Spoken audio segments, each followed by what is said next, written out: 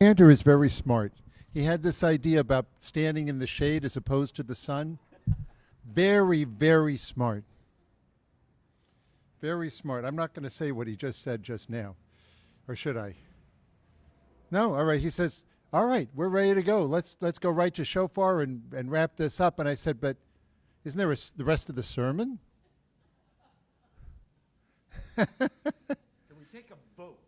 Yeah, we could take a vote. They don't have to do the rest of the sermon. No, We could leave you there. We could leave you I hangry. want to hear it. Leave you hanging I there. want to hear it. No, don't leave me hanging here. I want to hear this. Sometimes you're more convincing than others. But we're on page 192, 193. Now, this is not something I do in, for people that are just beginning with this Hebrew stuff. This is advanced stuff. This hits on all kinds of aspects of Jewish mysticism. And it's not just for the science of it that we're taking a look at it. There's some really fascinating things in here. All right, so let's take a look at the first couple of words. Bereshit bara. Look at that. Bet resh aleph, and then again bet resh aleph. Created 6 shet and then God created the heavens and the earth. Let's see what's in here. And the earth was, number 1, without form, and 2, void. And there was 3, darkness upon the face of the depths. And the wind of God moved over the surface of the waters. Did you count 6 things like I did too? Without form, that's tohu in Hebrew, and void, that is vohu. And there was darkness, that's choshech, darkness, upon the face of the depths, the deep, that's tahom. And the ruach, the wind, the spirit of God, hovered over the surface of the mayim, of the water. 6 things, tohu, vohu, choshech, tahom, ruach, and mayim. Those are the 6 ingredients from which everything else was made. Sort of. Sort of. So that was bara. That was before there was light. It doesn't say that God created light. It just says, God says, let there be light. So it wasn't a formal creation thing. It was a spoken thing. And when God spoke it, somehow those 6 ingredients came together to make light. Human beings cannot create ex nihilo from nothing. We cannot create darkness. There is always darkness there. Wherever there is not light, we did not create darkness. We just are able to notice that there's darkness. It's always darkness there. But we human beings can create light. We can't create darkness, but we can create light. Darkness is not the evil that is the opposite of God. Darkness is a building block of the universe that can be made into something better. It's like clay that can be made into pottery. Darkness with other things, with the Spirit of God, Ruach, the wind from God, with something about the void, we can form light. Now that is, it's freaky kind of stuff. It is mystical kinds of stuff. But if there is ignorance and there's darkness and we can create enlightenment and learning. We can do that. We can make light. If there is unformed and void, we can make order, God made order. We can do that. The unformed and the void, that was always there. That is just base stuff. And if people want to move back to unformed and void and chaotic and anarchy and depths and darkness, well, that's sort of the opposite direction of creation. We can take those things and build. There's a third word that was in that prayer that we had, the Yotzer Or. It was Baruch atah Adonai Eloheinu melech haolam Yotzer Or, the one who formed light, Uvore Choshech, and created darkness, V'oseh Shalom. Oseh Shalom. Oseh also means to make, but it is different. It's a different word than Yatsar, which means to form, which we can do, and Bara, which only God can do. Oseh Shalom. Right? We don't sing Bohorei Shalom Bimromav. We don't say Yotzer Shalom Bimromav. What do we say? Oseh Shalom Bimromav. God who this has where Yatsar has a sense of taking things and baking them or forming them or ingredients and making something else out of it. Oseh doesn't have to do with ingredients. Oseh has to do with actions, what we do by our actions. It's not combining things.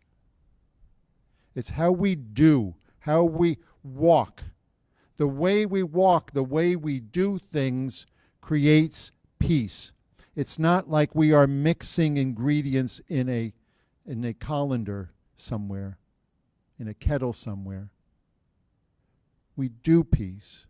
And the insights for us are rather incredible. Peace is not something which is just human, which is God-made. This is a human thing. We can make peace. God made peace in the heavens. And the rabbis say, what does that line mean? And they say, well, from out of the heavens comes both rain and snow and sleet, which is cold and wet, and fire like lightning. So somewhere up in heaven there is fire, and somewhere up in heaven there is cold and water. And they get along up in heaven. We've got to figure out a way to have them get along here on earth. We've got to do peace.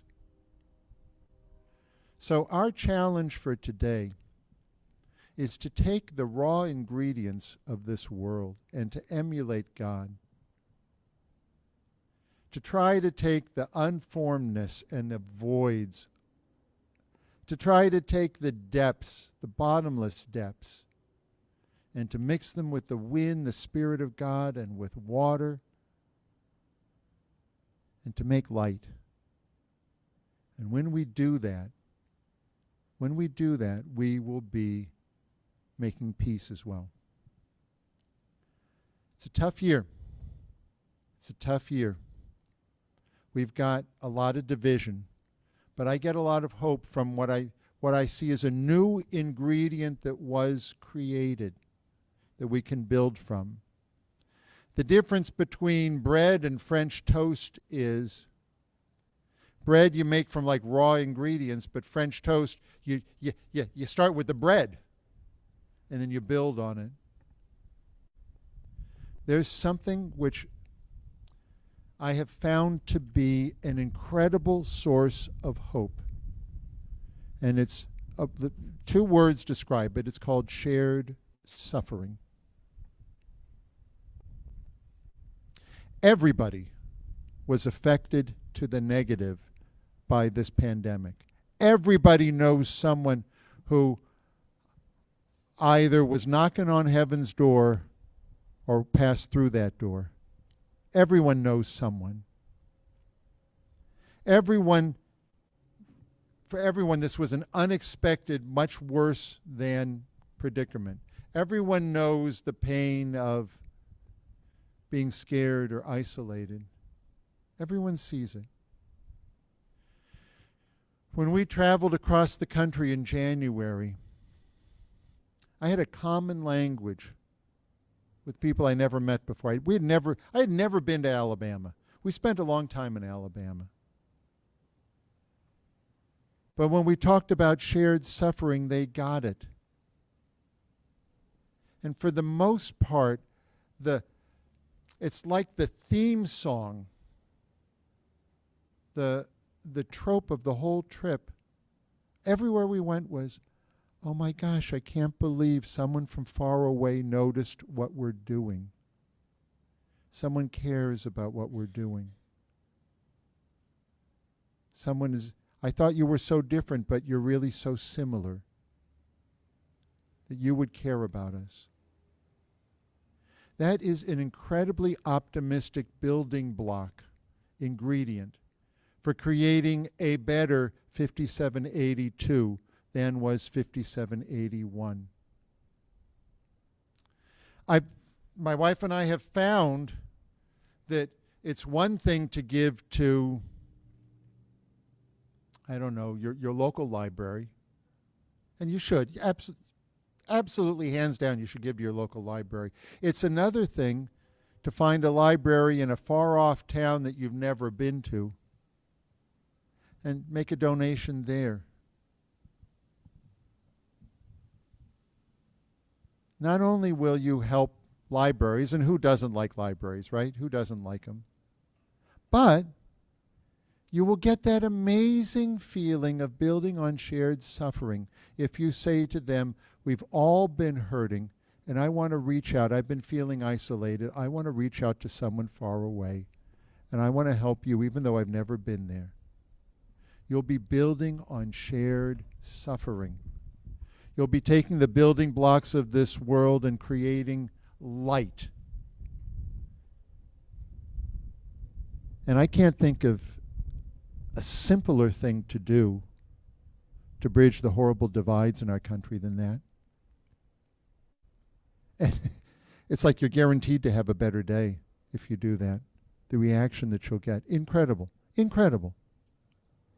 And when we make light, when we yotzer light like that, when we create light, we'll be osei shalom, we'll be makers of peace. May we go out in this upcoming year and find ways to turn darkness into light. And by our actions, may we help to bring more peace into this world.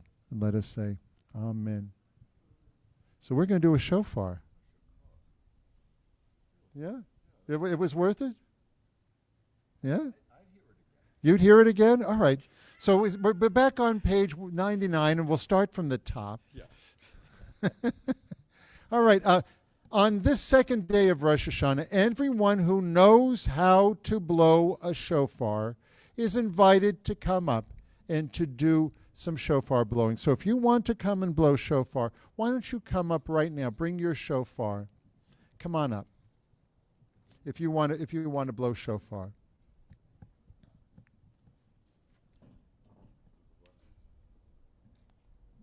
Yeah, we'll do the blessings. We'll go right to the call. We'll go right to the calls. You're gonna do some readings too. No, let me just do the blessings. You speak in my language. Ready? Let me do it. I'll do it. All right. Baruch atah